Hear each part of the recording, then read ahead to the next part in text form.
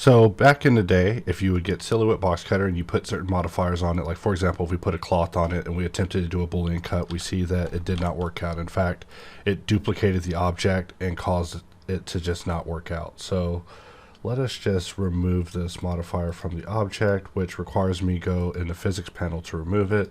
Another one is that if we were to put a soft body on this object and we attempted to draw a box, we see that it gives us an error for canceled, meaning that it did not work out. So we can select this object and delete it, and we still have our main object here, and it just duplicates the object. It's just a bit of a mess. So users have ran into this, trying to use Boxcutter on objects that they're not supposed to.